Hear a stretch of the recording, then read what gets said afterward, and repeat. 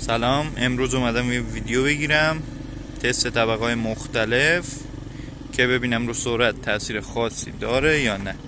طبقه 15 و 16 و 18 رو امتحان کردم، ویدیوشو ادامه میذارم براتون.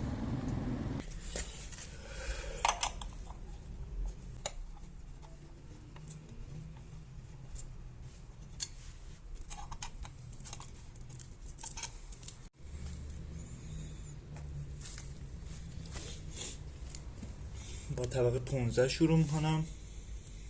اینجا میندازیم، حال میدیم میره ته، زنجیر رو میندازیم روش، خورده لاستیک رو بشه جا میافته. بعد خارش هم میندازیم، یه ذره میچرخونیم که بیاد روی پیچش وایس، روی رزوا وایس، پیچشو ببندیم.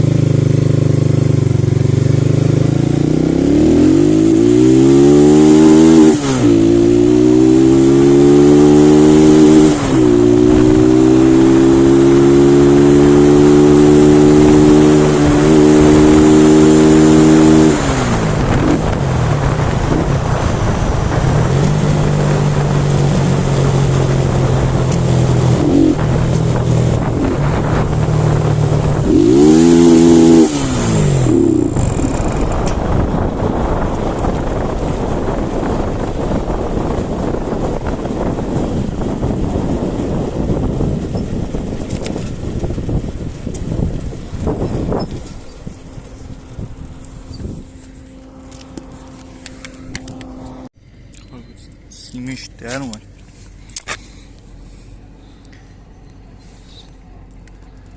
یه جور باید جاش بندازم اون زیر، بینم میتونم به زور روشنش کردم، ندالکی جا دادم. بریم برگردیم.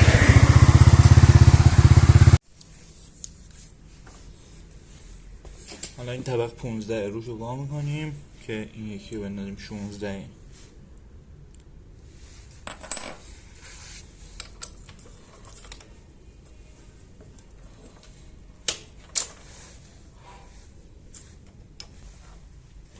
باز 16 رو میندازم سر جاش.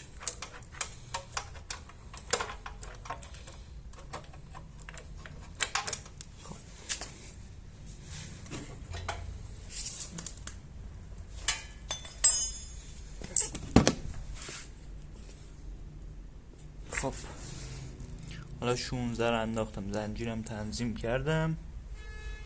بریم دوباره این سری هم تست دیگه بگیریم از موتور ببینیم. خب طبق 16 رو انداختم، حالا منتظرم بخورده قلبت شه که باز بدم ببینم تا دندسته چند تا بدم.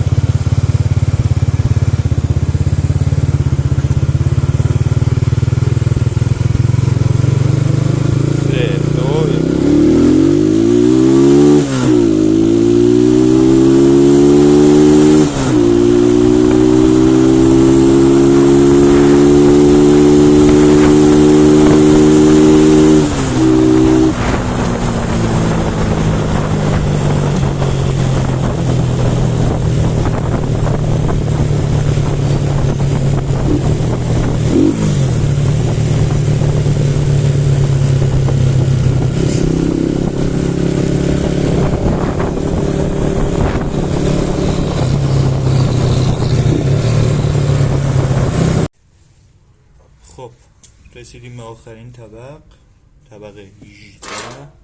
18 فقط فرقشو با 15 ببینید.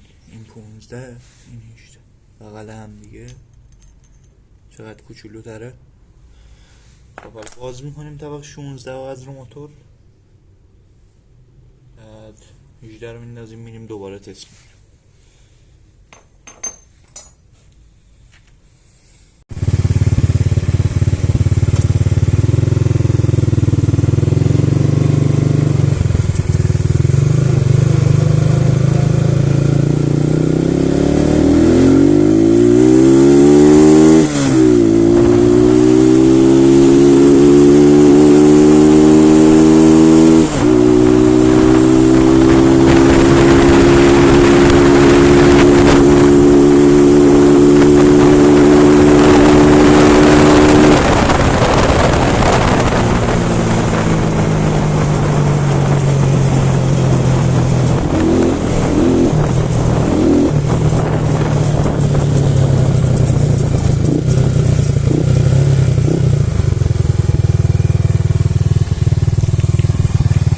در کل تو این ویدیو نتیجه گرفتیم که با طبقه‌های مختلف سرعت فرق میکنه، ولی در حد همون 10-15 تا که خودش کلیه.